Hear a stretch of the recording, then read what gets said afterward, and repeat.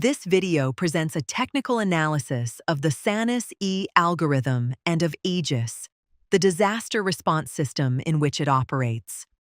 Aegis is a real-time, AI-driven platform that performs field sensing, severity classification, and response coordination under degraded network conditions. The system was developed at the Department of Applied Informatics, University of Macedonia, and awarded the first prize at the Huawei ICT Competition, Innovation Track, 2026.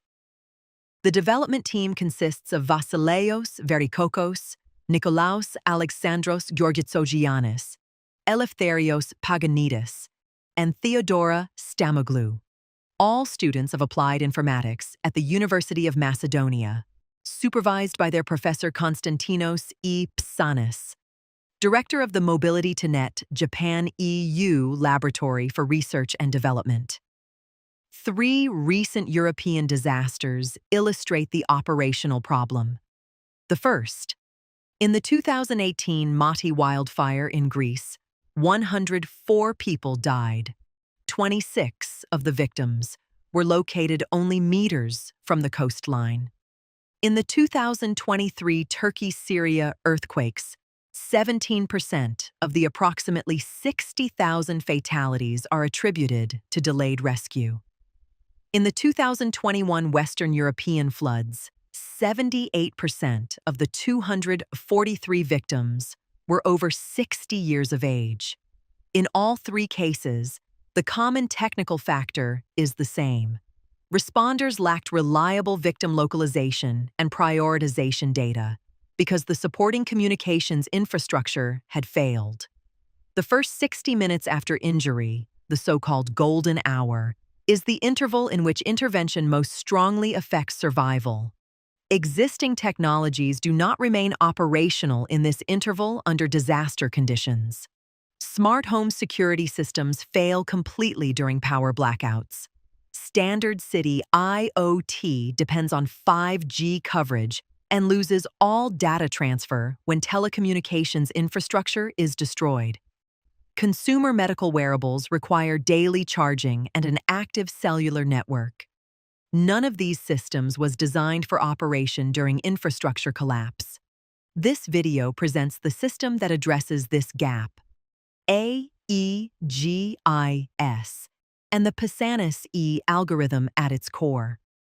Aegis is organized in 4 connected layers: wearable devices carried by citizens, responder and vehicle units acting as mobile nodes, gate nodes and UAVs forming the edge computing layer, and the cloud backbone with the SSOC operations dashboard.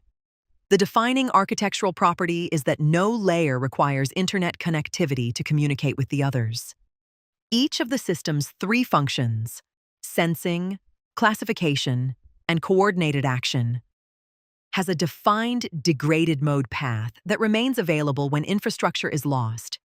Aegis is built around a simple but powerful principle: multi-stakeholder resilience.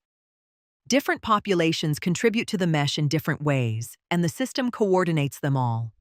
IRST, the vulnerable population, elderly, disabled, people with chronic conditions, especially in hard-to-reach areas, villages, mountains, rural zones. These people wear our wearables. They are not required to do anything.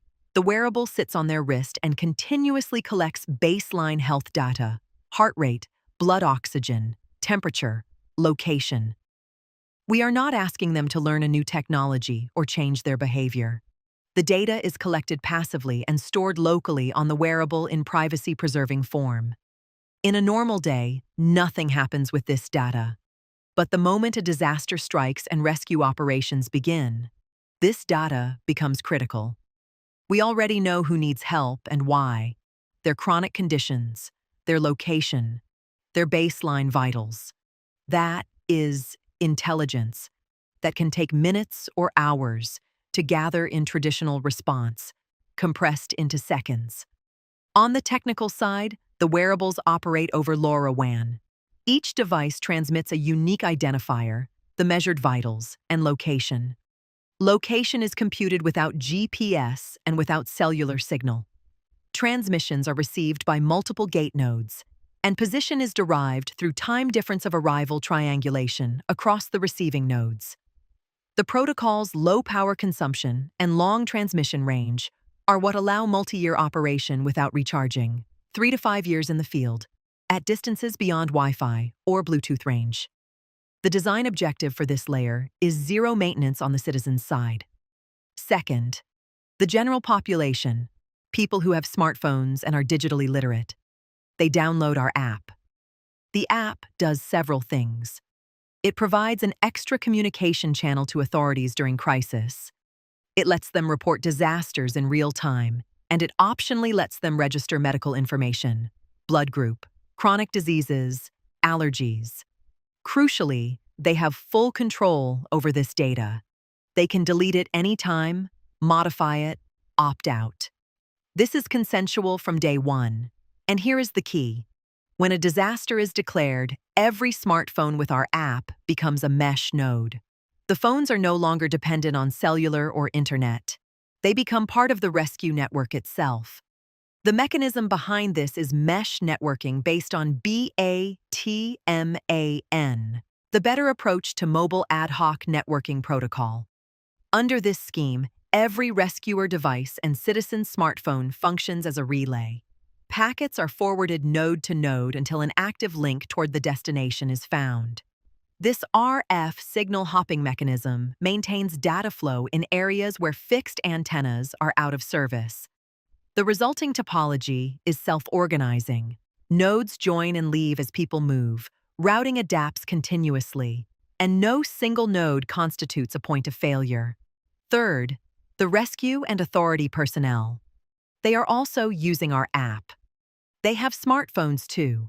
They form their own mesh network among vehicles, command units, and field teams.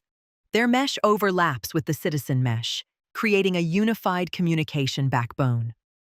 Fourth, gate nodes. These are fixed or mobile aggregation points positioned across the affected area. They receive data from all sources: wearables, citizen phones, rescue units. In hardware terms, gate nodes are the central processing units of the field layer and the execution environment of the PSANNIS algorithm. A single node covers an area of 15 to 20 kilometers. Each node receives wearable traffic, maintains a local copy of the data required for its zone, and relays toward the cloud when a route exists. Inference is executed locally on a dedicated edge AI accelerator, a neural processing unit that runs the models at a fraction of the power cost of a general-purpose CPU. A gate node that is fully disconnected continues to sense, classify, and act within its coverage zone.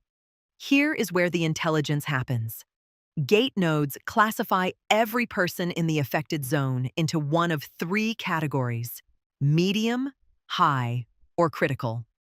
This classification is based on 3 inputs: existing emergency response protocols, the person's distance from the disaster epicenter, and their medical condition from the wearable or registered app data. Crucially, we do not assign numeric scores. Rescuers do not see a priority score of 8.7. They see status categories and a complete picture. The decision of where to go first remains with the rescue personnel. Human judgment is central. We are not making triage decisions. We are informing the people who do. Fifth, backup infrastructure. Rescue vehicles equipped with satellite IoT connections. When the gate node can communicate to the cloud, data flows normally. But if local connectivity fails, the rescue unit becomes the backhaul, using RF to communicate with vehicles, which forward via satellite to the command center. This path is designed as the last fallback rather than the default, because satellite capacity is limited. It carries compact, high-priority traffic, classification results, and status updates, rather than raw sensor streams. UAVs perform 3 functions in the architecture. First, aerial sensing. Onboard image recognition models provide a visual data stream that ground sensors cannot capture. Second, prediction support. UAV footage constitutes one of the input streams fused by the PSANNIS algorithm. Third, signal restoration. A UAV can reposition to bridge two disconnected segments of the mesh. UAV tasking is not manual. Flight targets and priorities are generated as outputs of the algorithm through a mechanism examined in the pipeline walkthrough. The SSOC, the Situation and Sensor Operations Center, is the system's command interface. A single operations screen aggregates drone streams, sensor data, AI triage outputs, and the geospatial situation map. Operators issue UAV tasking, log orders, and transmit field updates from this interface. Its connectivity follows the system's transport chain: 5G where available, then gateways, then LoRaWAN, then satellite. Two properties are relevant to what follows. First, the SSOC is decision support. Final decisions remain with human operators. Second, field operation does not depend on it. If the link drops, edge processing continues, and the dashboard resynchronizes on reconnection. This concludes the system context. The next section presents the core design principle: online versus offline behavior. Now here is the resilience part. Aegis operates in two fundamentally different modes, and it transitions between them automatically.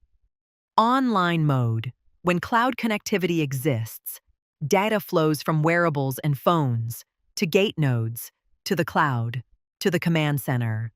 Cloud-based processing computes situational awareness, runs sophisticated ML models, integrates historical data. The system has access to external resources, external expertise, external processing power. Offline mode: when connectivity is lost, data still flows from wearables and phones to the gate nodes. But now the gate nodes do not forward everything to the cloud. They cannot. Instead, they become autonomous processing centers. They run pre-trained, lightweight intelligence locally. They continuously reclassify citizens based on changing medical conditions and evolving disaster impact. They use our proprietary prediction algorithm, PSANNIS, to forecast where the disaster will move in the next 6 hours, so authorities can proactively position rescue resources before affected areas become unreachable. They use TDOA triangulation on LoRaWAN signals to locate people wearing wearables who have no phone, reaching the most vulnerable populations, even when they are unreachable by traditional means. Instead of pushing full data streams, gate nodes forward only essential bulletins, classification updates, predicted disaster progression, critical alerts, resource needs. The mesh traffic drops by an order of magnitude because the system is no longer moving raw sensor streams. It is moving decisions. There is no manual switch, no offline mode button. The system detects loss of cloud connectivity automatically and reconfigures. Gate nodes begin local processing. The mesh adapts. When connectivity returns, the system seamlessly reintegrates. This is resilience by architectural design, not fault tolerance by redundancy. Even when infrastructure collapses, Aegis still provides situational awareness. It is reduced, but it is not useless. And that is the whole point. In a traditional emergency response, the communication system depends on the infrastructure being responded to.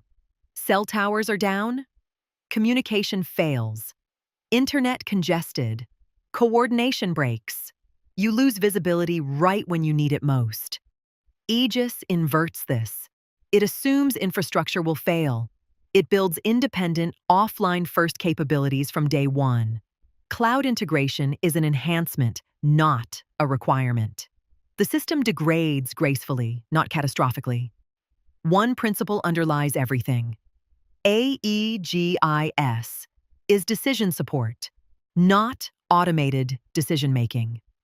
We classify citizens into risk categories: medium, high, critical, based on medical condition, distance, and establish protocols. We predict where the disaster will evolve. We locate unreachable people, but we do not assign numeric priority scores. We do not tell rescuers who to save. We give them complete, real-time information, and the decision remains with trained rescue personnel. This is human in the loop. It respects the expertise of rescue professionals. It ensures ethical accountability, and it is legally defensible. The system informed them of the situation, and they chose the response. That is emergency response as it should be. Here is what makes this different. We do not have one mesh network. We have two overlapping meshes that work together. The first mesh connects everyone, vulnerable populations on wearables, citizens on phones. Data from wearables reaches citizen devices via BLE and LoRa, forming a civilian mesh network. This network is dense, distributed, and covers the ground layer. The second mesh is the rescue mesh, formed by rescue personnel and their devices. This mesh is sparser but more organized, more powerful. It connects rescue units to vehicles to command centers. These two meshes are not separate, they interleave. Data from the civilian mesh flows upward through gate nodes into the rescue mesh and then to command. Directives from rescue command can flow downward through gate nodes to inform civilians. This bidirectional flow creates a unified operating picture. This is Aegis at 30,000 feet, 5 populations working together. Vulnerable people in wearables, they contribute passively. General population with smartphones, they become mesh nodes when it matters. Rescue teams coordinating via the same app. Gate nodes positioned across the territory, aggregating and intelligently processing everything. But here is the key. Gate nodes do not just collect data. They classify every person in real time, medium, high, or critical, based on medical condition, distance from disaster, and existing protocols. They predict where the disaster will move in the next 6 hours. They triangulate the location of people with wearables who have no phone. And all of this feeds into a live operational map that rescuers see. 2 meshes interleave. Civilian data flows upward, rescue directives flow downward. The system seamlessly transitions between online mode, where the cloud does the heavy lifting, and offline mode, where gate nodes think locally and the mesh carries only what is critical. That is the architecture. The next part of the video examines the PSANNIS algorithm itself.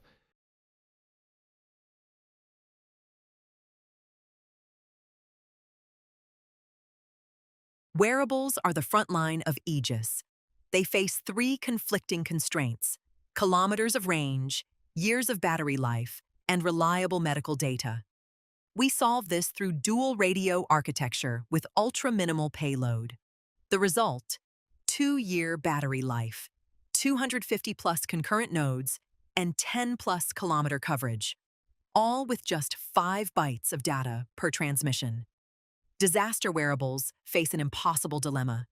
You need range, 10-plus kilometers in complex terrain, and you need battery, years, not days, on a 500 milliamp-hour cell. Single radio systems fail at this. LoRa gives range and some battery life, but burns 18.5 millijoules per message and can't scale beyond 50 to 80 nodes. BLE gives low power and fast latency, but only 2.4 kilometers range. GPS on-device drains the battery in days. We solve this through radical minimalism. 3 metrics, 5-byte packets, event-driven transmission, and passive location via TDOA triangulation at gate nodes. The breakthrough: these radios are perfectly complementary. BLE is ultra-efficient, 128 microjoules per packet, 32 milliseconds latency. LoRa is power-hungry, 18.5 millijoules, a 145 times difference. But LoRa reaches 10 kilometers, where BLE manages 800 meters. Real disaster data shows 82% of emergency communication is local. Rescue teams stay together. Families cluster. So we deploy BLE for that efficient 88% of intra-cluster traffic. We use LoRa for only 12% of intercluster backbone messages. This split is what achieves multi-year battery life. Here's the core design: 5 bytes per transmission. Byte 0. Heart rate 0 to 255 beats per minute. This covers all emergency triage thresholds: tachycardia above 120, bradycardia below 40. Byte 1. Temperature 32 to 45 Celsius. The viable human range detects hypothermia or fever. Byte 2. Motion state from a 6-axis IMU that's always on, consuming only 1 milliwatt. 4 states: rest, walk, run, or fall detected. Falls are identified by impact greater than 3G followed by immobility. Bytes 3 and 4. Timestamp for clock synchronization across the mesh. That's it. 5 bytes. Traditional medical wearables send 50 to 100 bytes. We've eliminated 90% of the payload. Scale to 1,000 wearables. Just 10 kilobits per second aggregate traffic. The LoRa backbone can handle 200 plus kilobits at SF7. We use 5% of available capacity. Location doesn't consume battery on the wearable. Here's how.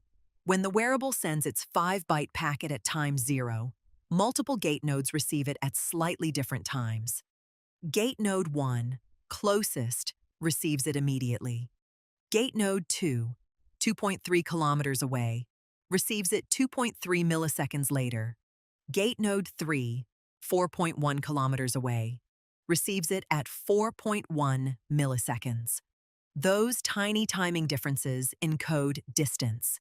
Gate nodes run a triangulation algorithm using the arrival time differences, TDOA, time difference of arrival. It's the same technique used for cellular E911 emergency localization. Result: wearable position, accurate to 100 to 200 meters. Sufficient for emergency triage and rescue dispatch. Battery cost on device: 0. The data is already being transmitted. The computation happens at gate nodes running offline.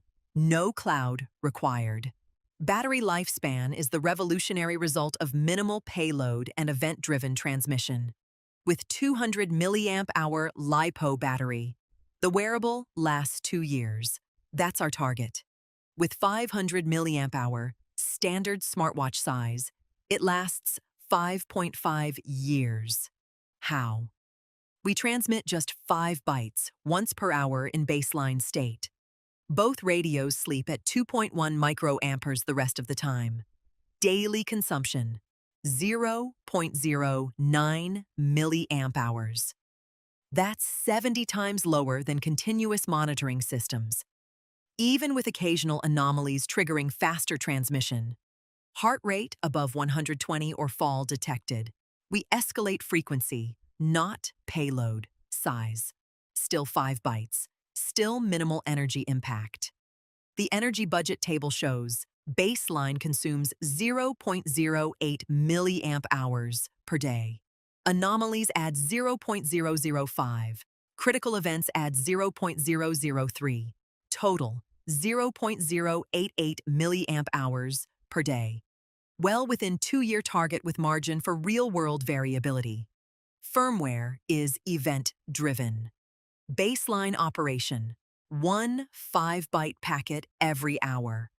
Radios sleep the rest of the time. When an anomaly is detected, heart rate crosses 120 beats per minute, or a fall is detected, transmission escalates to 1 packet every 10 minutes. Still 5 bytes, still the same format. But now the mesh network is alerted. In critical state, fall plus immobility exceeding 10 seconds, or heart rate exceeding 150. The wearable transmits immediately and then updates every minute. Key design principle: we vary transmission frequency, not payload size. All 3 states send identical 5-byte packets. This keeps energy budgets predictable and enables 2-year battery life, even with occasional critical events. Look at the daily energy budget. 99% baseline uses 0.08 milliamp hours. Even if anomalies occur 0.9% of the time, total daily consumption stays 0.088 milliamp hours. Well, within 2-year target. Real-world variability is covered. Capacity determines scalability. BLE clusters max out around 15 nodes. LoRa-only mesh maxes out around 50 to 80 nodes and drains batteries in 1.6 days. Aegis supports 250 to 562 concurrent nodes. Here's why. LoRa backbone capacity at SF10 is 30 messages per minute. With alpha equals 0.12, each node generates only 0.12 intercluster messages per minute on average. Maximum nodes, 30 divided by 0.12 equals 250. At faster spreading factor SF7, maximum rises to 562 nodes. Plus, 88% of traffic stays on efficient BLE within clusters. Only 12% uses expensive LoRa backbone. This preserves the 2-year battery life across all nodes. Compared to alternatives, LoRa only gives you capacity but sacrifices battery. BLE only gives you battery but sacrifices capacity. AGS achieves both. Hardware is commodity components. NRF 52840 microcontroller with integrated Bluetooth. SX1262 LoRa transceiver. 6-axis IMU for fall detection. Optical sensor for heart rate. Thermistor for temperature. Total bill of materials, $18 per node. Available off the shelf on Heltec Mesh. Node. T114 boards. For city-scale deployment, 1,000 wearables cost $18,000. Military mesh radios cost $5,000 to $10,000 per unit. Total $5 million to $10 million. Cellular smartwatches cost $300 to $1,000 each, but require carrier contracts and fail when infrastructure is destroyed. For the first time, comprehensive wearable disaster communication is economically accessible to municipalities, NGOs, and emergency services worldwide. This is not a military-grade system, but public health infrastructure at scale. Lab validation confirms performance predictions. Cluster formation converges in 6 seconds. Cluster head election is deterministic and overhead-free. Intra-cluster latency via BLE, 32 milliseconds, matching coded PHY specifications. Intercluster latency, 0.4 seconds median, 12 times faster than LoRa only. Packet delivery ratio, over 99% intracluster BLE, 95 to 98% intercluster LoRa at 5 kilometers distance, 94 to 96% end-to-end. For disaster protocols, research from Bangladesh flood scenarios shows Aziza protocol, most similar to Aegis architecture, achieves 92% delivery ratio versus 88% for epidemic and 86% for max prop. Average delivery delay is 120 minutes. Hop count averages 2.3, half the epidemic network. Energy efficiency is highest among tested protocols. Security resilience reaches 85% delivery even when 10% of nodes are malicious black holes. Scalability tests up to 500 nodes show latency remaining stable, no sudden collapse. With throughput approaching the theoretical 30 messages per minute LoRa limit. Graceful degradation. 3 limitations guide our research roadmap. First, locality bias. Our analysis assumes 82% of traffic stays within clusters. This is validated against real search and rescue squad communication. But high coordination scenarios, multi-agency incident command, might exceed this. We're exploring frequency multiplexing and time-slotted mass as mitigations. Second, security. BLE currently transmits unencrypted. We're adding AES 128 CCM encryption via hardware accelerator with only 15 microseconds overhead. Third, field validation. Current results come from lab test beds and simulation. Real-world deployment in disaster-realistic terrain, urban canyon, forest canopy, collapsed rubble, is essential work. We're planning measurement campaigns for Q2 2026. These limitations are known and manageable. They represent the research frontier, not fundamental flaws. The dual radio architecture unlocks wearable disaster response at city scale. It achieves 10 kilometers of range via LoRa backbone, 32 milliseconds of intracluster latency via BLE, and 2 to 5 years of battery life on minimal payload. It scales to 250 to 562 concurrent wearables, 5 to 10 times better than existing systems. And it achieves 87% energy reduction versus LoRa-only mesh. This combination of formal traffic analysis, deterministic cluster election, aggressive duty cycling, and on-device payload minimization enables zero configuration deployment. Power on, discover neighbors, form clusters, start transmitting. Location is calculated at gate nodes via TDOA. Medical status is classified via Edge AI running locally and offline. No GPS on the device, no cloud required, no provisioning servers. In the next sections, we'll see how these wearables connect via Batman mesh routing, how gate nodes process data at the edge, and how the system seamlessly integrates with cloud infrastructure when connectivity is restored.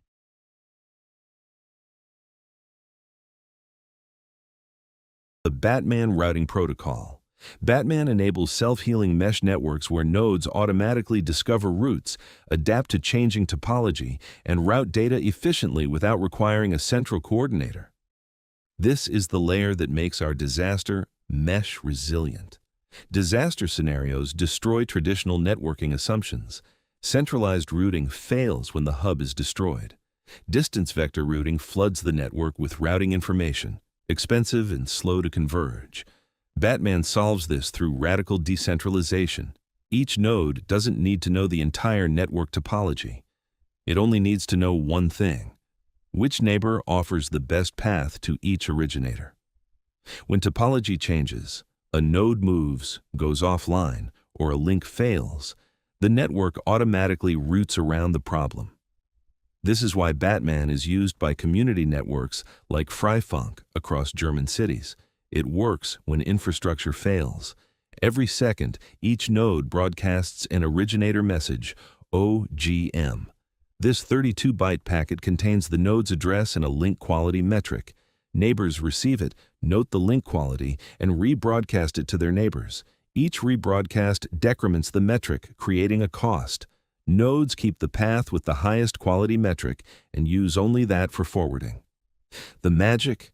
Nodes don't exchange routing tables. They only exchange metrics, creating a self-organizing routing tree towards each originator. When a link fails, nodes detect it immediately and switch to the next best neighbor within one OGM period, typically under 1 second. Batman evolved through 3 major versions, each improving route selection. Batman 3 used simple transmit quality, a percentage, but it failed with asymmetric links. A link 100% in one direction, 5% the other, would look perfect. Batman 4 added penalties for asymmetry and hop count, tracked quality over a sliding window of multiple OGMs better, but still didn't optimize for throughput. A slow, lossless link and a fast, lossy link would confuse the algorithm. Batman 5, current version, uses throughput, actual bits per second. Routes choose the path with highest bottleneck throughput, not abstract quality. ELP packets probe bidirectional links. OGMV 2 packets carry throughput. Overhead is lower, convergence is faster. Batman's multi-hop routing is elegant. Each node only stores the best neighbor towards each originator. When sending to a destination, A node looks up the best neighbor in its routing table and forwards there. That neighbor does the same. No route discovery needed. When topology changes, a link fails or a node goes offline, the best neighbor information becomes stale. But OGMs arrive every second. Within 1 second, nodes have detected the change and updated their routing tables. The network automatically routes around the failure. Example, 5-node path A to B to C to D to E. Link C to D fails. After 1 OGM period, nodes discover D is still reachable via alternate path, or they mark D unreachable. Self-healing is automatic. Naive Batman routes only by link quality. But in congested networks with multiple gateways, the best quality link might have a full queue. Packets wait milliseconds. QoS extensions add 2 dimensions, queue latency and route capacity. Nodes track how long packets sit queued before transmission. They estimate route capacity using the Aloha model. Then, routing decisions account for congestion. Machine learning improves this further. A neural network trained via Bayesian optimization learns to weight these factors.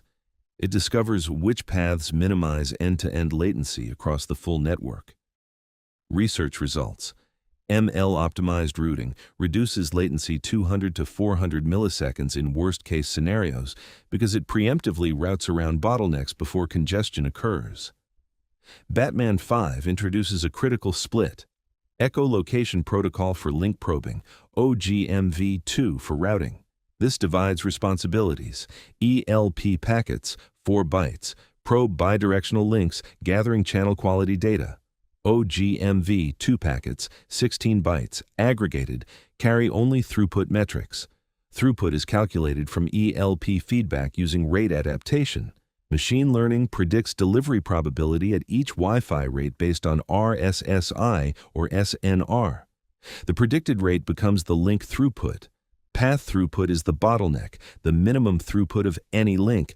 Batman Vi selects the path with highest bottleneck throughput. Result, routing directly optimizes for data rate, not abstract quality.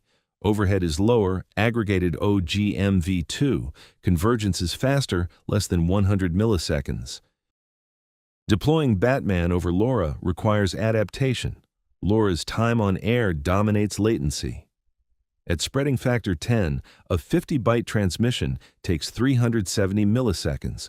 With processing and queue time, each hop adds approximately 420 milliseconds.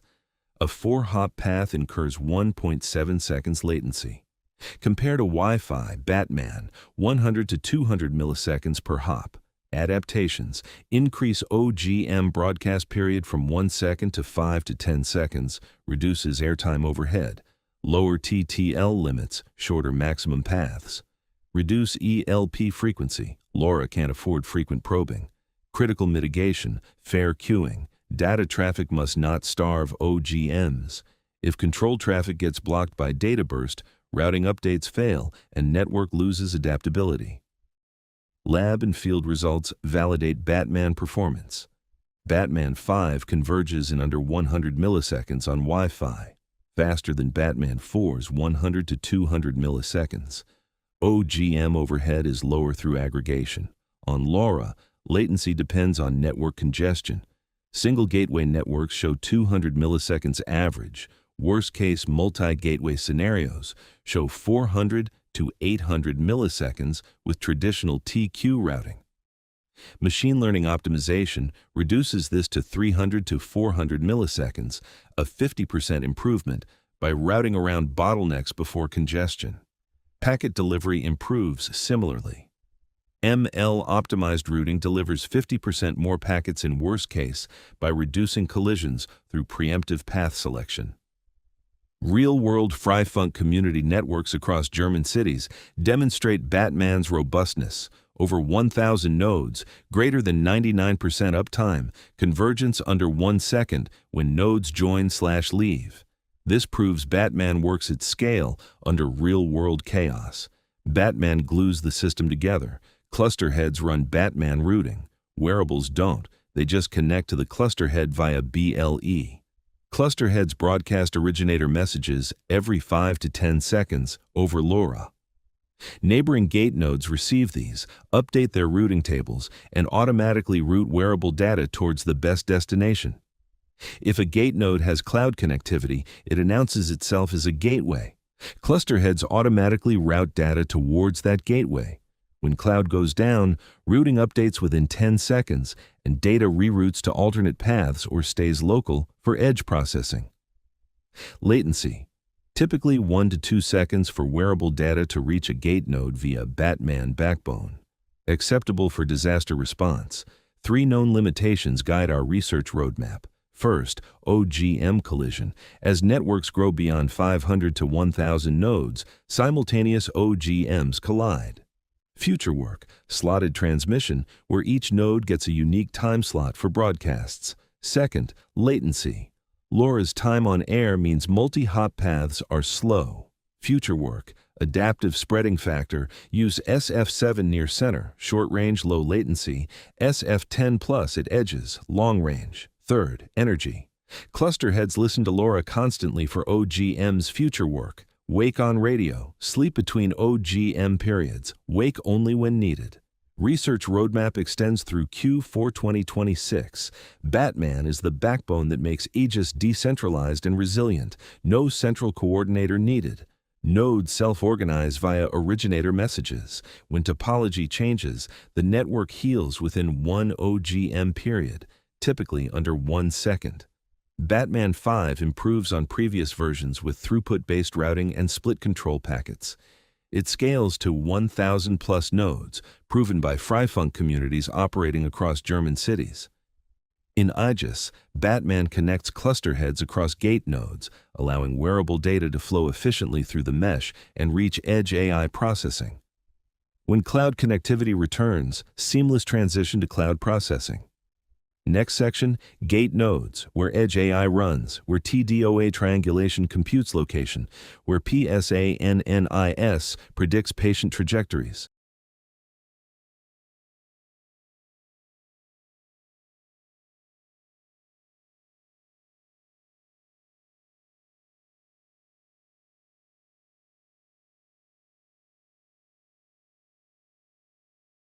The gate nodes act as the bridges that connect everything in the edge, so Aegis can achieve full functionality even when the networks and power are out. Citizen Mesh Network. Using their Wi-Fi and Bluetooth antennas, they communicate with the Citizen Mesh Network smartphones, so all the positions of the citizens rest on the gate nodes after being passed between them. This is the downstream flow of data. There is also an option for upstream flow of data through the mesh network of the citizens, like evacuation spots and hazard zones. LoRaWAN signals. Using the LoRaWAN antennas, they receive the vital SIGs from the wearables of the citizens, and also keep the TDOA that they can pass it to the cloud for the triangulation to happen. UAVs, it will be able to talk to the UAVs using the RF antenna, so it will be able to send orders to the UAV and also receive the outputs from the vision models running on the drone. Second mesh network, again using RF antennas, the gate node will be able to relay all the info of the models running on the edge and the positions and criticality of the citizens kilometers away. Medical assessment of the citizens, using the data from all the sources, UAVs, phones, medical wearables. It will run on the edge the algorithm created based on the medical priority the actual experts of first-line responders and emergency doctors have set. PSANNIS-E Constantinos. Algorithm, purpose and the 6G Sentinel paradigm. The algorithm is designed for the prediction of forest fires and environmental risks in urban and natural areas, moving beyond mere lines of code to operate as a complete risk prediction framework. The convergence of next-generation mobile networks, 6G and beyond, autonomous unmanned aerial vehicles, UAVs, and edge artificial intelligence, edge AI, has opened new frontiers in real-time disaster mitigation. Traditional predictive architectures rely heavily on centralized high-latency cloud models that fail during active ecological crises when local infrastructure collapses. The Aegis framework introduces a decentralized, zero-latency, and ultra-reliable intelligent ecosystem. By shifting from reactive data ingestion to proactive edge intelligence, The algorithm morphs networks of autonomous aerial nodes, drones, into hyper-aware environmental sentinels. Its core purposes include prevention and early warning, providing decision support for authorities, utilizing IoT data and environmental telemetry, and employing machine learning to autonomously activate sentinels when high risk is detected. Technical architecture and component synergy. The algorithmic orchestration of the model operates through a highly synchronized, multi-layered telemetry-to-action pipeline that bypasses cloud backhaul limitations. Kinetic onboard networks. This layer dictates the autonomous flight paths of AI-driven UAV fleets. Utilizing advanced point cloud perception via onboard LiDAR and computer vision, individual drone nodes construct 3D spatial grids of dense forest topography in real time. Edge computing microchips handle heavy feature extraction without relying on backhaul networks. Spatial tracking and autonomous navigation, driven by a cognitive cloud layer, this component manages multi-element sensor fusion. It translates heterogeneous spatial coordinates, X-Y positioning data, and environmental matrices seamlessly. Even under severe GNSS-denied environments or thick smoke cover, the network maintains flawless localized mapping. Telemetry and intelligent node optimization. This backbone manages the continuous high-speed ingestion of multimodal IoT data packets. By monitoring complex telemetry, methane concentrations, localized greenhouse gas anomalies, particulate matter, and air quality metrics, the mesh grid continuously self-optimizes, dynamically routing the highest priority threat metrics across the 6G slice. Predictive sentinels, gradient-boosted decision trees. The Apex predictive layer utilizes advanced gradient-boosting decision trees with O of n times m times t complexity, trained on deep ecological repositories. This replaces the black box nature of neural networks with explainable prediction intelligence. Using the permutation feature importance, the model immediately tells commanders which indicators, for example, thermal spikes versus acoustic signatures, triggered the alert, ranking which factors affect predictions the most. This allows human operators to quickly verify threats while requiring minimal latency at the edge due to low computational overhead during inference. By evaluating nonlinear correlations between meteorological vectors, temperature, relative humidity, wind speed, and rain, and foundational drought indices, FFMC, DMC, DC, ISI, it generates a localized binary hazard probability mapping. If the accuracy threshold surpasses 70%, it autonomously triggers Sentinel deployment alerts, shifting UAV assets directly to volatile hot zones prior to ignition, model inputs, and pre-processing. To execute these risk predictions, the algorithm ingests highly specific, localized dataset. It utilizes the forest fires dataset from the UCI machine learning repository, 517 observations from the Montesino Natural Park, to train the model and predict fire probability. Input features, spatial data, X and Y coordinates of the event location for geospatial analysis, date, month and day of the event to analyze seasonal patterns, drought and initial spread indexes, FFMC, fine fuel moisture code, DMC, Duff moisture code, DC, drought code, and ISI, initial spread index, are crucial for estimating regional fire risk. Environmental conditions, temperature in degrees Celsius, relative humidity, RH in percent, wind speed in kilometers per hour, and precipitation in millimeters. Target variable, hazard, binary. 1 represents potential fire risk, burned area greater than 0, and 0 represents 0 risk, burned area equals 0. Pre-processing notes, numerical columns, temp, RH, wind, rain, are cleaned of missing values using median imputation. Categorical columns, month, day, are encoded using one-hot encoding for the gradient boosting model. Accurate feature selection here is critical for edge prediction accuracy. Algorithm outputs and autonomy logic.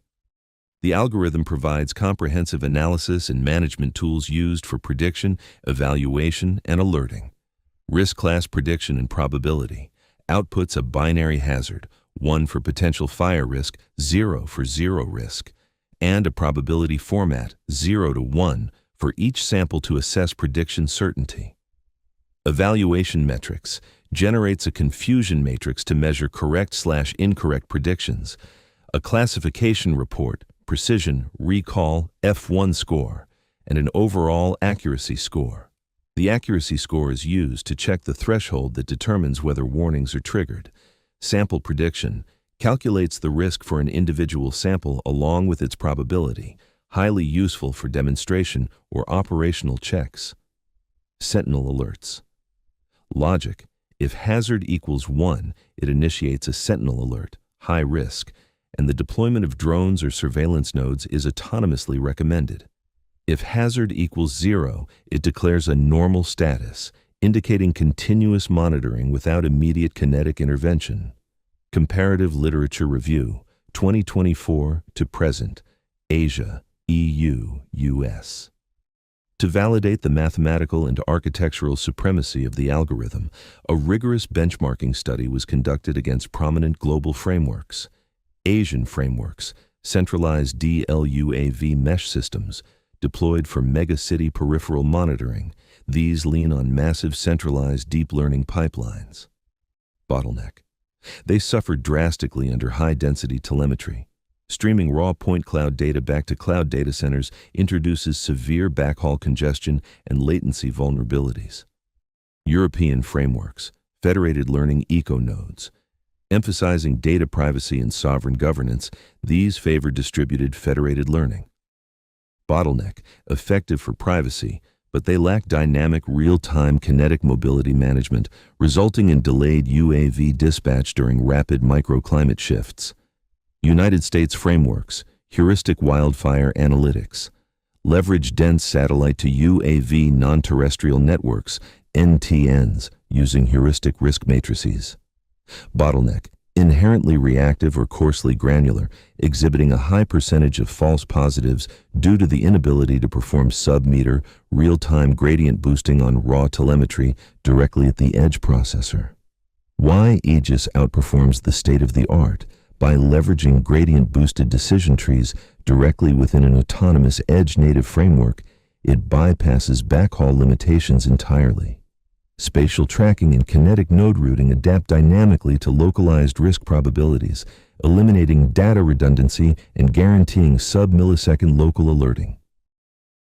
The state-of-the-art algorithmic framework represents a paradigm shift in environmental monitoring, establishing a definitive benchmark for predictive analytics within 6G and beyond networks.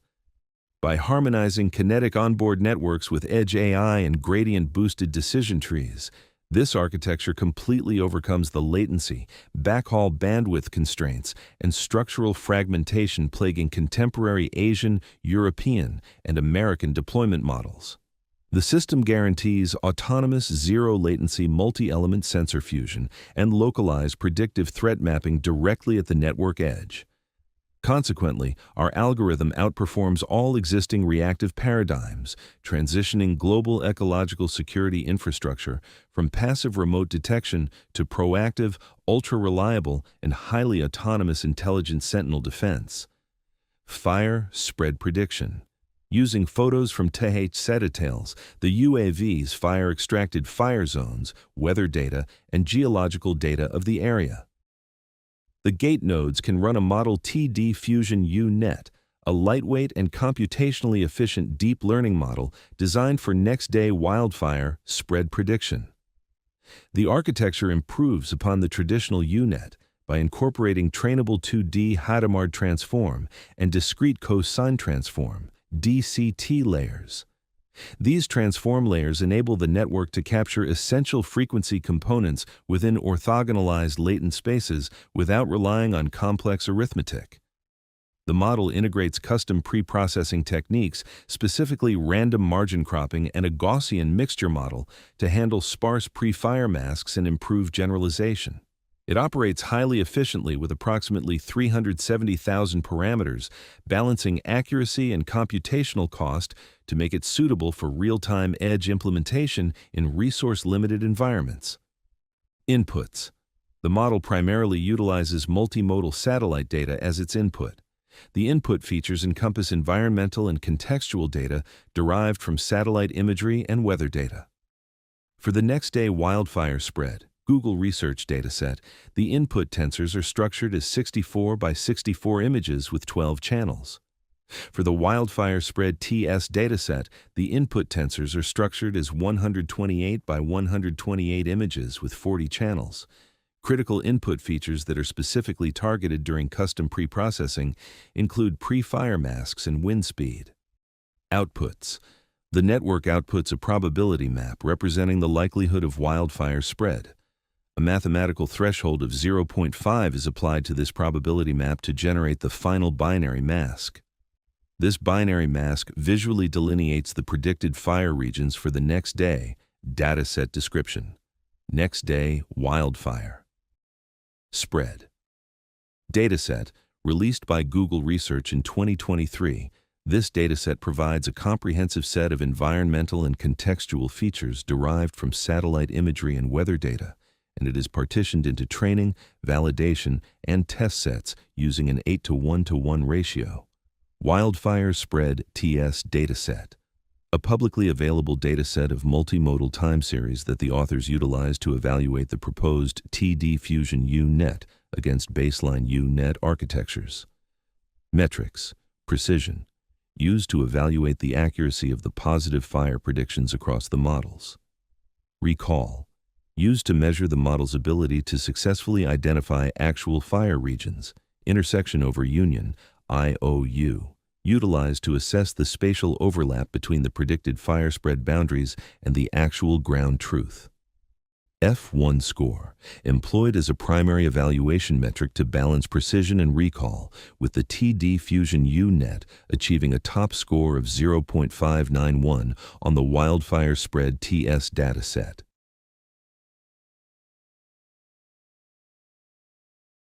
Traditional disaster systems fail when infrastructure fails. Aegis inverts this principle. We assume infrastructure will fail and build offline-first capabilities from day one. Cloud integration is enhancement, not requirement. Offline, gate nodes operate autonomously, collecting wearable data via LoRaWAN, classifying patients using Edge AI, triangulating locations, routing via BATMAN mesh. The system is fully functional with zero cloud dependency. When internet is restored, satellite, cellular, or backhaul, the cloud becomes the operational nerve center, providing real-time operator dashboards and analytics. If cloud fails again, the system degrades gracefully. Gate nodes reroute data and resume local processing. This design ensures disaster response doesn't fail twice. The cloud backend consists of 4 isolated microservices deployed on Kubernetes, enabling independent scaling. Message engine, MQTT broker. The front door. Gate nodes publish data to topics like mesh/gatenode_12/wearables. A single B1.1x2 server handles 11,050 concurrent devices, sending data every 5 seconds with latency less than or equal to 40 milliseconds. Maintains live device registry with ID, location, and last seen timestamp. Data engine, PostgreSQL plus MongoDB. PostgreSQL stores transactional medical data with ACID compliance. MongoDB stores metadata and device registries. All queries pass through Python Flask API layer for auditing and access control with time-limited tokens, enabling HIPAA compliance. Aggregation engine, Apache Spark. Real-time stream processing groups messages by location, urgency, severity. Produces summaries. 23 critical cases in Zone A, 15 moderate in Zone B. Identifies hotspots and tracks resource availability. Inference engine, runs identical machine learning models. Medical risk classification, GBDT. Fire spread prediction, TD Fusion, UNET. Action classification, CNN plus LSTM. Lightweight models run on Edge. Cloud serves updated versions when connected. Online mode. Gate nodes stream raw, wearable data continuously. Cloud processes through message broker, storage, aggregation, and inference engines. Operators see real-time dashboards with latency of 2 to 5 seconds, fast enough for emergency response, maximum visibility and coordination. Offline mode. Cloud connectivity lost. Gate nodes switch to autonomous operation using locally cached models. They compute summaries and transmit only deltas, state changes, via BATMAN mesh. Bandwidth drops 87%, from 50 to 100 megabytes per minute to approximately 10 megabytes per minute. On-field rescue teams see aggregated risk categories and hotspots without cloud infrastructure. Intermittent mode. Spotty connectivity. Gate nodes buffer data locally. If upload fails, buffer persists. If upload succeeds, buffered data flushes and clears. Edge models run as backup. On reconnection, mesh automatically detects gateway announcement and reroutes within 10 seconds. No data loss, no manual intervention. The dashboard provides aggregated situational awareness, not 147 individual streams, but color-coded zones and case summaries, 23 critical, 58 high, 66 medium. Operators instantly see where resources are needed. Cases are auto-generated from SOS messages or wearable alerts. Each shows victim ID, risk category, from Cloud ML, last location, assigned agent, and status. Operators allocate agents with one click. Agents receive alerts and secure chat opens. Time-limited access tokens ensure privacy. When an agent is assigned, they view victim medical data, vitals, history, blood type, allergies. Access automatically revokes when case closes. User testing with 20 operators and 25 field responders showed 85% agreement on improved communications and 75% on more effective victim assistance. The dashboard remains decision support, not decision automation. Operators see complete context and make final triage decisions. Models must remain synchronized between cloud and edge, but improve over time as we collect data. Training. Cloud. Cloud collects disaster outcomes, which patients were critical, which predictions were accurate. Weekly, the training team retrains models. New models are evaluated on historical test sets. If accuracy improves, the model is versioned and approved. Distribution. Approved models are compressed, encrypted, and digitally signed, then pushed to all gate nodes. Gate nodes cache the model, but run both old and new versions in parallel. If new model shows comparable or better accuracy, it becomes default. If it regresses, the system reverts automatically. Feedback loop. Gate nodes collect inference metrics, latency, memory, accuracy, and upload when connectivity returns. This closes the virtuous cycle. Cloud trains on data, improves models, edge validates, and provides performance feedback. If a gate node remains offline, it continues operating with cached model, better than no model. On reconnection, it seamlessly transitions to latest version. Security. TLS encrypts data between gate nodes and cloud. Sensitive fields encrypted at rest using AES 256. Operators authenticate via multi-factor credentials and receive time-limited JWT tokens. Gate nodes use device certificates. Role-based access control ensures agents view only assigned cases. Every database access is logged with user ID, timestamp, resource, and action. Privacy. We collect only what saves lives, vital signs, location, motion state. Victims can opt out. Device then transmits location only. Time-limited access tokens mean rescue personnel see data only while case is active. Victims can request data deletion after incident. Temporary IDs preserve anonymity in initial response phase. Operational reliability. We pre-scale cloud capacity in known disaster zones before disaster season. Multi-region deployment reduces latency. Message brokers and databases have high availability configurations with automatic failover. Research of load testing confirms 11,050 plus concurrent capacity. Monitoring dashboards track latency and error rates. Key principle: cloud is decision support, not decision maker. Graceful degradation means operators lose real-time dashboards but retain offline capabilities. Gate nodes keep working. System doesn't fail catastrophically. Broker: throughput.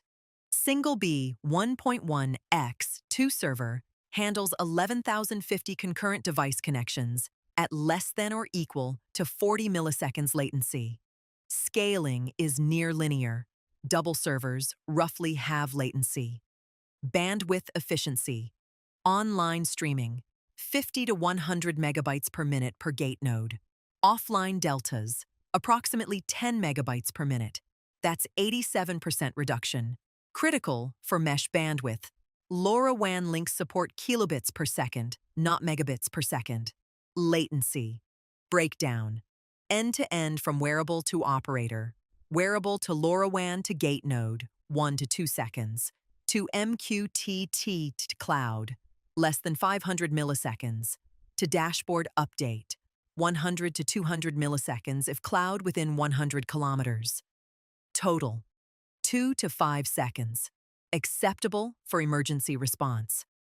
Model inference, medical risk classification, GBDT, 87 milliseconds on Raspberry Pi 4. Fire spread, prediction, 120 milliseconds. Action classification, 150 milliseconds. Memory footprint for 100 to 200 concurrent wearables, 50 to 150 megabytes. These are target values that are computed through the research we made. References at the end.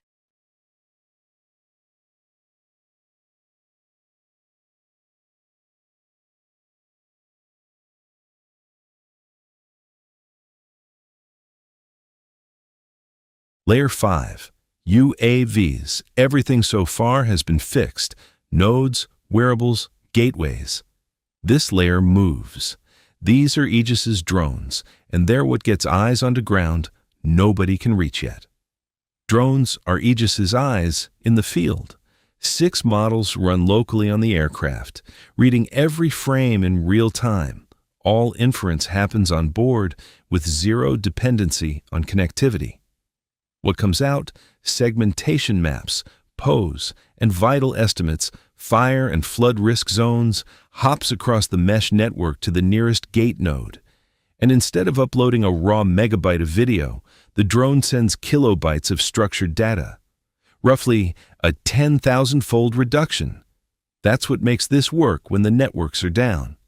The platform, a DJI Matrice 300 RTK, carrying an NVIDIA Jetson AGX Orin, 275 teraflops, an RGB and thermal camera pair, a mesh radio, and GPS RTK with IMU all through the payload SDK port. 6 models run on that Jetson. SegFormer for segmentation, RTM Pose for pose, FizMamba for vitals, YOLO Radiometric for thermal, ATRACT for triage fusion, and Human Diffusion for navigation. Their outputs go out over mesh radio as JSON, 2 to 10 kilobytes per observation. The gate node takes those summaries, pairs them with wearable data, and runs the heavier models: fire spread, disaster forecasting, medical fusion, resource allocation. Then, it sends target coordinates and priority zones back up. No cloud anywhere in that loop.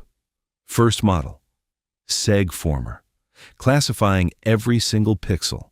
The hierarchical transformer encoder pulls features at 4 scales, 1/4 down to 1/32 of resolution, and a lightweight all-MLP decoder fuses them back into one mask.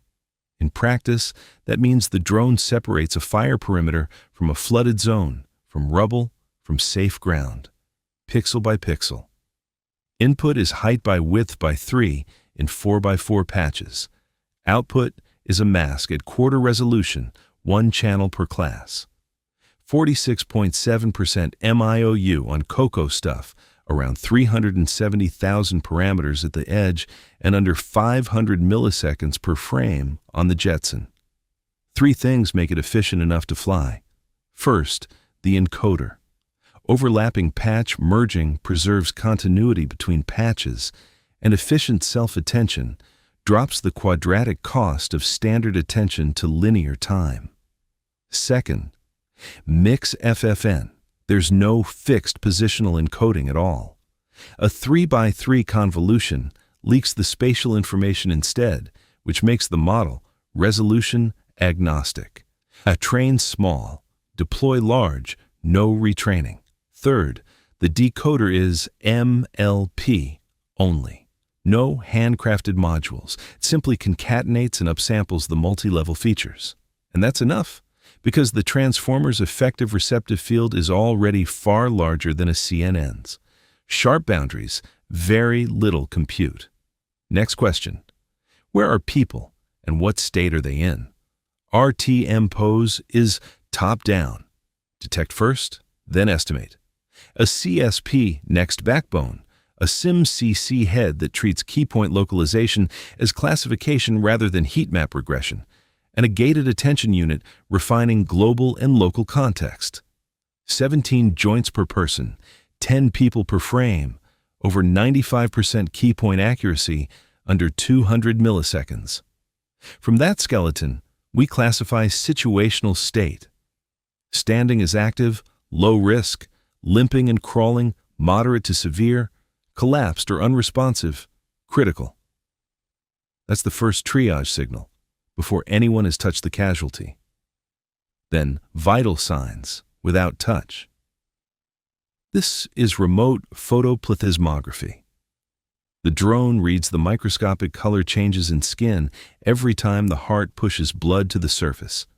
The input is a RGB facial video, cropped to 128 by 128 on exposed skin. Physmamba runs it down two pathways: self-attention for temporal consistency, cross-attention for feature interactions, both 256-dimensional, plus an FFT stage that enhances periodic patterns before the final prediction. Outcomes: heart rate, respiration rate, and an RPPG waveform. Within 5 beats per minute, 2 breaths per minute, from up to 3 meters, in about 2 seconds per clip. Thermal state is the fourth model, and it's a pipeline, not one network. YOLOFA 8, trained on thermal imagery, finds human shapes in raw radiometric video. Warm bodies stand out sharply against cool terrain, even through smoke or total darkness. Once a box is drawn, we extract the temperature from the pixels inside it. Person 1 averages 36.2, peaking at 38.1, fever suspected. Person 2 averages 33.1. Below 35 is hypothermia, flagged critical immediately.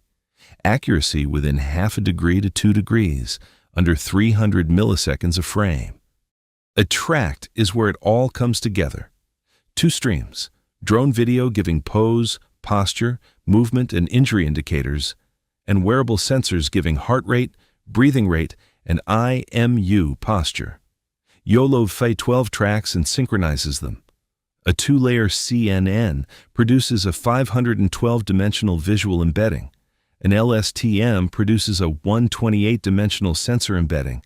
The two are concatenated, and a fully connected layer maps them onto 6 classes. 4 injured: arm injury, head injury, limping, walk collapse, and 2 uninjured: crawling and running. Training used CVV-STI-TAE, a conditional variational autoencoder, to augment healthy vitals with mimic clinical patterns, so rare injury conditions are represented at all. 85.7% accuracy, 17 million parameters, 8.67 GFLOPS, 87 milliseconds per casualty. That's a triage priority list inside the Platinum 10 minutes. None of that matters if the drone can't get there. Collapsed buildings have no 3D maps. Fire zones expand while you're flying through them. Obstacles are unpredictable, casualties are scattered.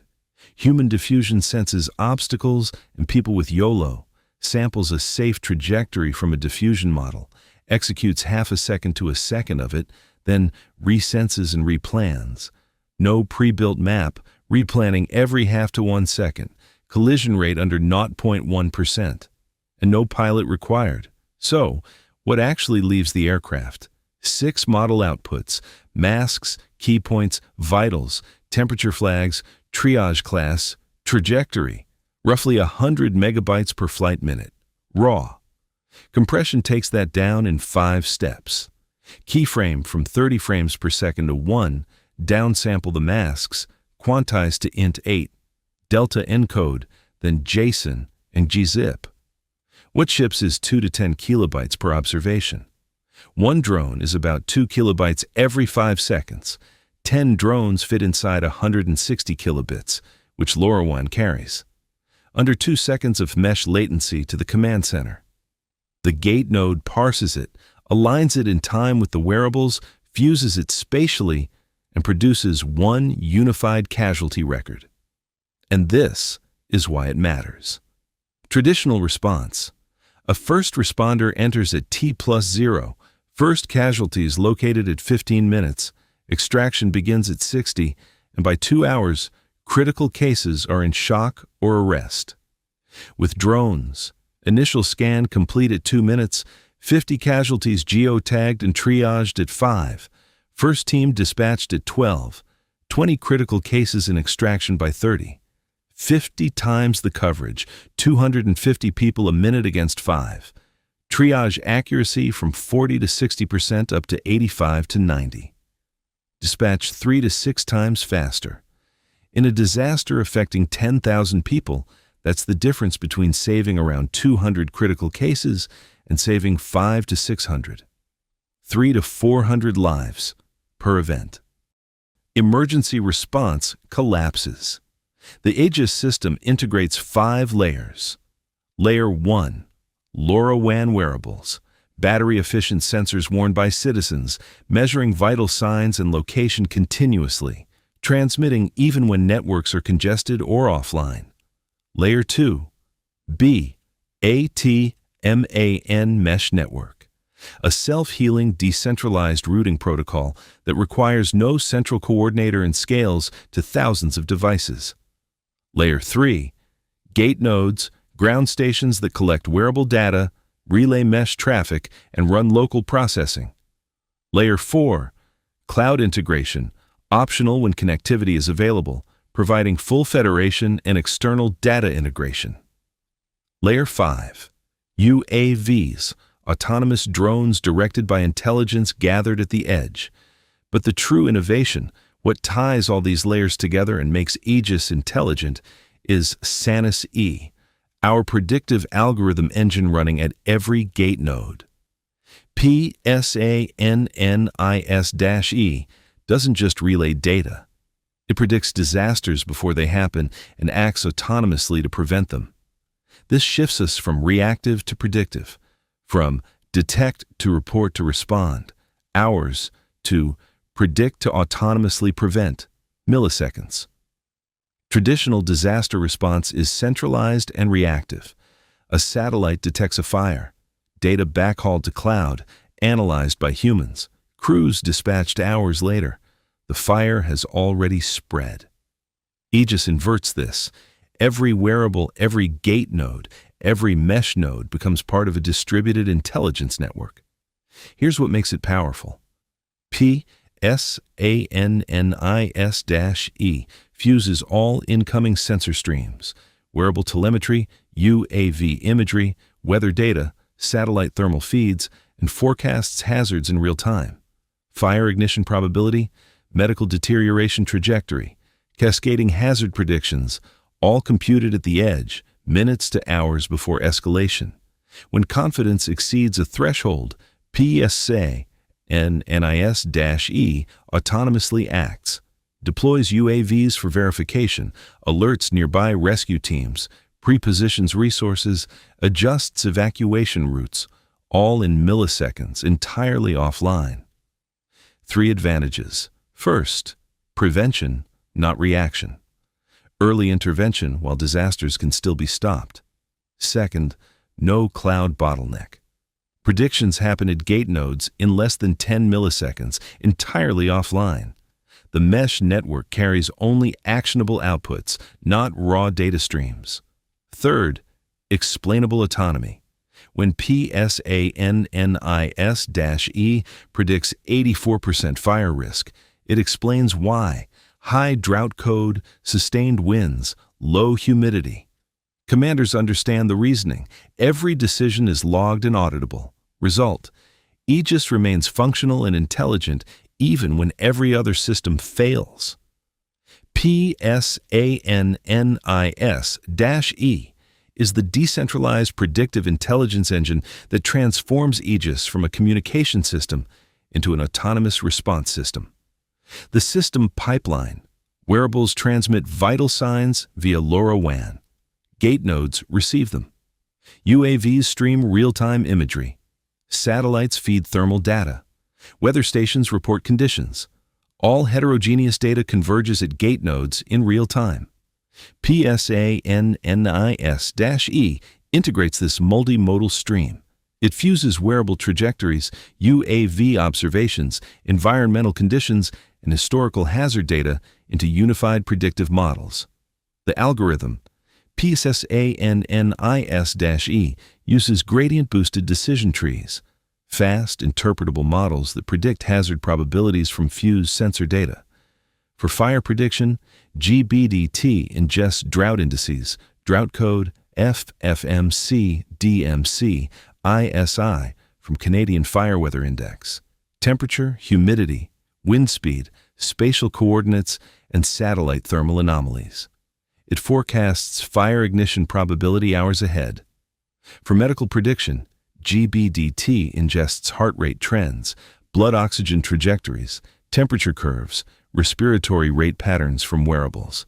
It predicts critical deterioration before it occurs. For cascading hazards, GBDT fuses earthquake damage maps from UAV imagery, aftershock probabilities, secondary fire risk factors, and flood vulnerability.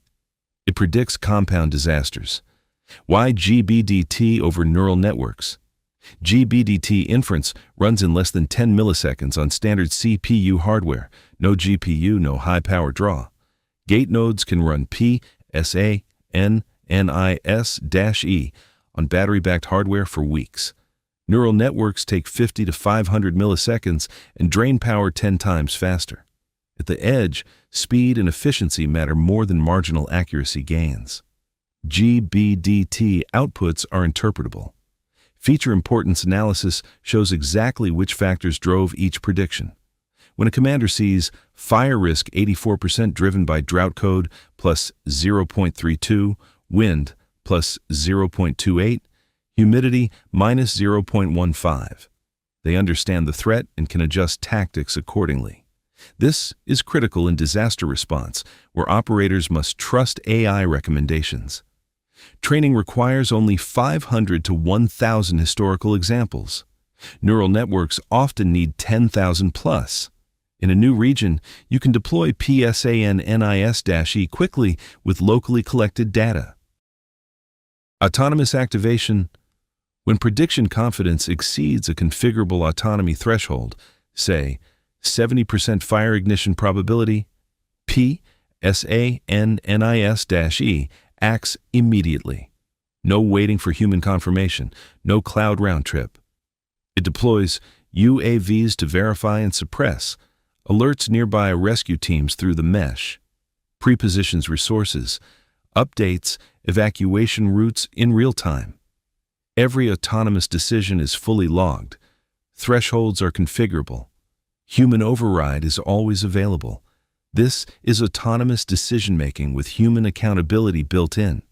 This is our core novelty, a complete edge-based prediction pipeline that transforms raw sensor streams from AEGIS's distributed layers into autonomous hazard forecasting and prevention entirely offline. Now we will proceed to a video demonstration of our system. Welcome to Aegis, an intelligent rescue response platform. We begin on the live tactical map dashboard, where emergency dispatchers can monitor hundreds of citizens in real time. On the ground, citizens can use the dedicated Aegis mobile portal to instantly report hazards. Here, a user flags a local fire, sending immediate GPS coordinates and descriptions directly to the central response team. Upon receiving an alert, the PSANNIS algorithm launches UAV Alpha 1. The drone autonomously navigates to the incident site to provide immediate aerial oversight. Upon arrival, the drone activates its thermal camera, piercing through the tree line to pinpoint intense heat signatures. The AI system registers an 93.5% probability of a fire. Once verified by the operator, the danger zone turns red on the map, and the system automatically upgrades nearby citizens to critical priority. To stay ahead of the danger, Aegis pulls live weather data to calculate a fire spread forecast. Within seconds, an animated timeline models exactly how the fire and smoke will expand over the next 3 hours, giving rescue teams a clear window to plan evacuations and rescue vehicle routes. To maintain continuous surveillance without manual steering, the operator sets a custom patrol path around the fire perimeter. UAV Alpha 1 begins patrolling autonomously. While in flight, the drone detects a citizen giving the rescuers his exact location. Using integrated voice recognition, the dispatcher asks the AI assistant to locate a specific individual. Locate citizen with ID 56. The system instantly snaps the map directly to their exact location. Next, the dispatcher commands the system to set a route. Set route to ID 56. Aegis instantly analyzes the surrounding roads and fire spread data to map out the safest path to reach the citizen. To verify that environmental conditions remain safe, the dispatcher requests a local weather narrative. The system retrieves live data for the area. Weather narration for Kavala.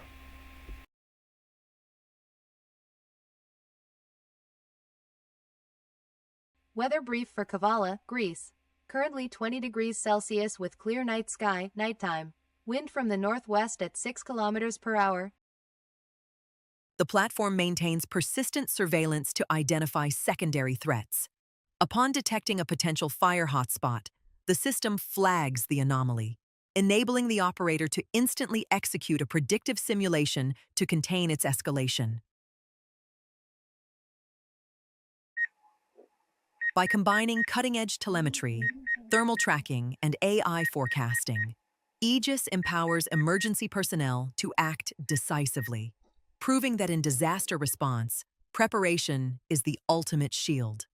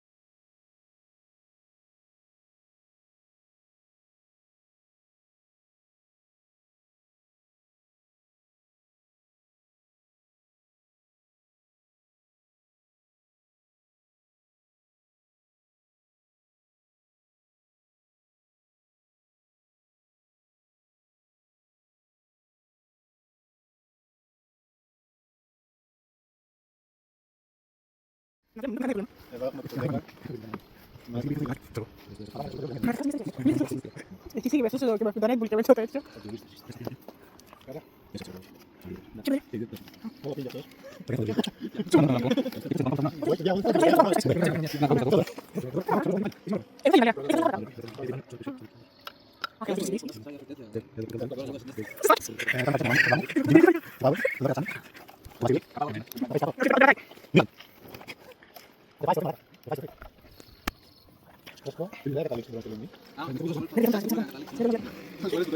Όχι, ρε, άλλο δεν μπορεί να γίνει.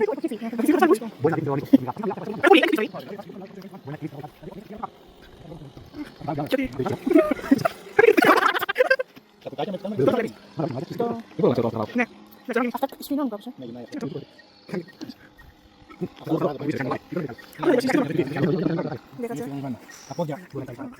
Τα κουτάκια με τις κάμερες δεν πού είναι.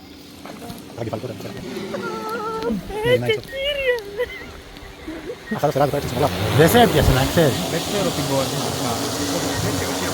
Ήταν από πάνω. Τι θέλουμε. PowerPoint updated. Check out to confirm.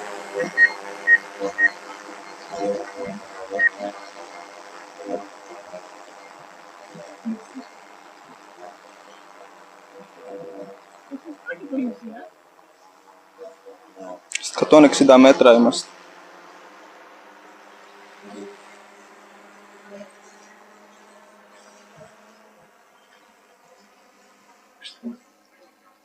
Το βλέπουμε. Να βλέπουμε, μην χαθεί από το βλέμμα. Και να χαθεί πάνω πούμε. Δεν βρίσκεται τώρα να βλέπαμε. Εν τω μεταξύ εκεί που πήγε φαίνεται ένα ελικοπτεράκι. Ξέρω εγώ. Μπορείς τώρα όχι στα σπίτια. Αλλά για το σπιτικό ντρόν της γραμμίας είναι. Αλλά τα σκάσε, μίλες τέτοιες είναι. Εντάξει, το κάνω εγώ ένα πλάνο τώρα, γιατί ήδη το πήγα εκεί.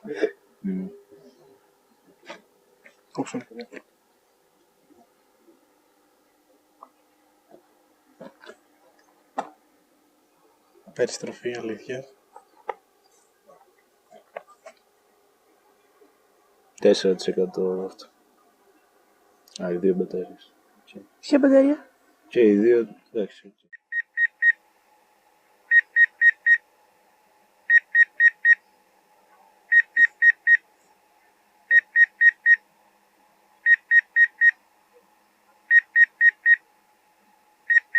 Δεν φαίνεται τώρα. Αλλά γιατί πολύ χαμηλά.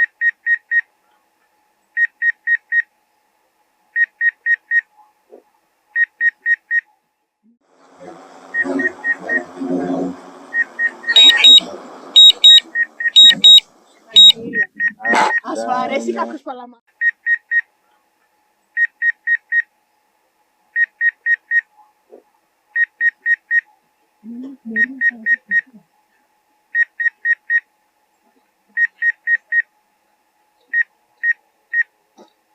Let's build resilience together. Thank you very much.